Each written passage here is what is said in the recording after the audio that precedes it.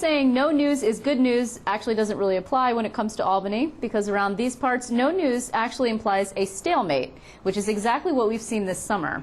That is until now. Now, after months of 4 months, actually, of stalled talks, failed negotiations, and foot dragging, there is actually some small movement to report tonight from the Capitol. And here to discuss it all are our very own insiders, veterans of New York's political scene. They join us each week to bestow their wisdom upon us. This evening, we're joined by Dave Catalfamo. He is a former communications director to former Governor George Pataki, and now a partner at Capital Strategies, Public Strategies, sorry. And Steve Greenberg is a former communications director to 2 former Assembly speakers. He's now a pollster for the Siena College Research Institute. Gentlemen, thanks very much for joining me. There's too many formers in that. Yeah. Former. Yeah, It becomes redundant. So tonight we hear, coming out of the Capitol, some news. I feel like there should be fireworks that go off. I know, right? They actually managed to pass an FMAP contingency. SUNY empowerment, not so much. And but we are hearing maybe sort of the Senate's still there, and there could be a revenue bill. What to make of all of this? Would you like to start? You said, at the outset, you said delay is bad. I'm going to totally disagree. Delay is good. Delay means that we don't have another $2 billion or close to $2 billion worth of taxes. So I hope that they don't get the votes for the revenue bill. Hope that they figure out another way to cut spending and actually, bring in a budget that is actually reasonable for New Yorkers. And, the failure to come together on SUNY empowerment or any number of issues actually that impact upstate and suburban voters, who've been essentially more and more basically disenfranchised by a New York City elite, political elite, is good for your party. Good for my party. Yes, that's what I thought you were going to say, Steve. Well, I mean, I think, the public is absolutely disgusted with the legislature, disgusted with state government, Democrats and Republicans. I mean, they just want to see action. This is going to be a bad budget. We knew that right from January when the governor introduced his executive budget.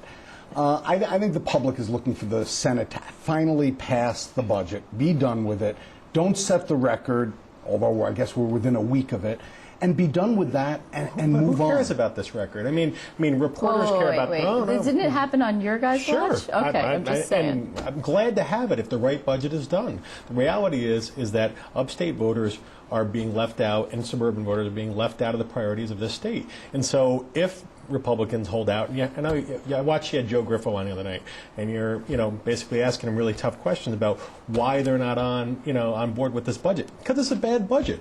Is bad for New Yorkers. He defended himself quite well. No, I know, job. but this notion that we have to have a budget that's under any circumstance is not right. I mean, but Dave, in fairness, at this point in the game, they're not going to go back and do cuts. They've done X billions. I don't know whether it's $5, $7, $8 billion $500 million for the film industry. That has to stay in the budget. Wait, well, hold on. And also, they and the FMAP contingency actually includes another $1 billion worth of across-the-board cuts. They've done cuts. There are no broad-based taxes. Now, look, I'm not going to defend this budget. I'm not part of this budget. But the bottom line is we need to have the budget done and be done with that. I think voters are looking to see that the legislature can actually do its job. The most important job they have is to pass the budget. The bottom line is, whether it's SUNY empowerment or other issues that are holding it up, they should deal with those issues, they should deal with the budget, and they should pass a budget. But sometimes doing your job is saying no. That's why Senator Stokowski, Senator Foley, those guys should hold out and not vote for a revenue bill when they didn't get SUNY empowerment. Okay, but why exactly does that help New Yorkers? I mean, arguably, why? But also, hold on, and just a two-part question, if you would.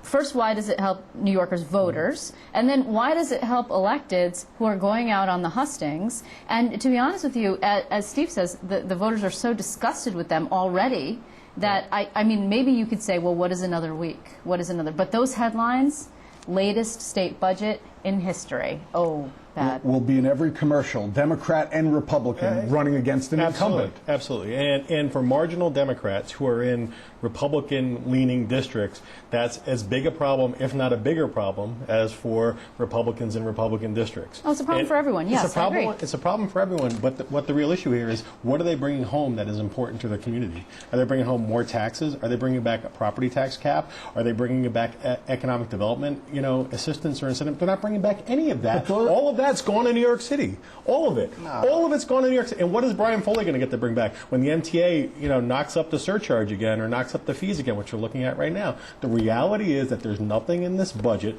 for suburban and upstate voters. And I would not vote practice there. these talking points, Yeah, Dave. I mean, It's the reality. It is not the reality. It's the complete and utter reality. It really isn't the reality. Right now they're doing hydrofracking. They want to do a moratorium on hydrofracking. The commissioner of DEC, who's a New York City liberal, God love him, has already said that there will be no hydrofracking drilling, right, in That's true, he did say the that. reservoir area, He New York did. City reservoir.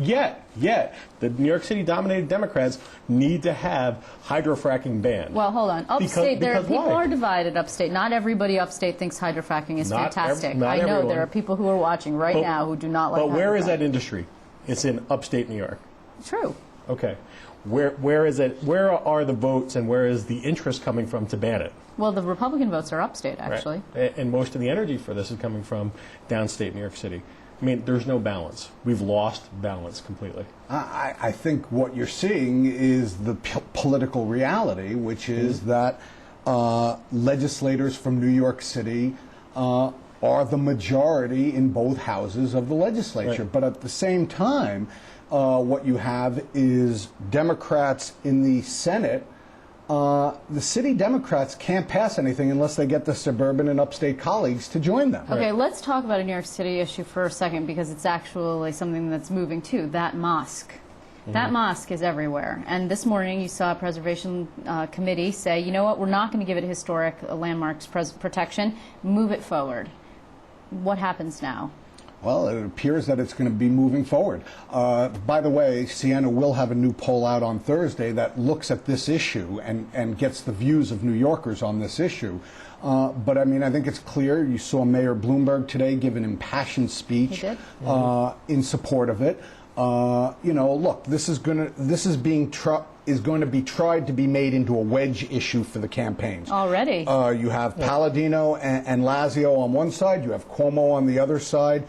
The question is, will this become a wedge issue in the campaign, or will this just be another issue in the campaign? Because ultimately, I think voters are much more concerned about budgets, taxes, pocketbook issues, jobs, than they are concerned about this particular issue. Yeah, and I agree with Steve. I mean, I think it won't become a wedge issue, in particular, candidly, because the way it's being cast, I think, somewhat by the media, no offense, but also by the opponents of it, in that this is being cast as a religious freedom question. It is not necessarily a religious freedom question only.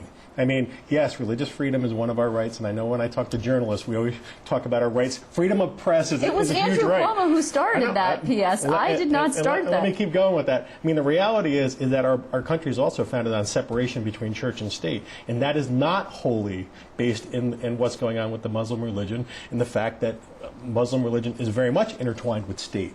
But And not so in the- this country. But not here, not in this no. country, but the notion that the Muslim religion around the world, look at what's going on in Turkey, look what's going on in other Okay, parts but of the world. narrow it down. We're talking about a mosque here in exactly. America.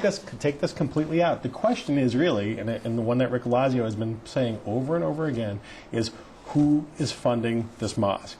Where There's do the no funds money come? yet in the where project. Where does the money come from to fund the mosque? So, the notion that it could become a wedge issue is really dependent largely upon how we frame it and how we talk about it.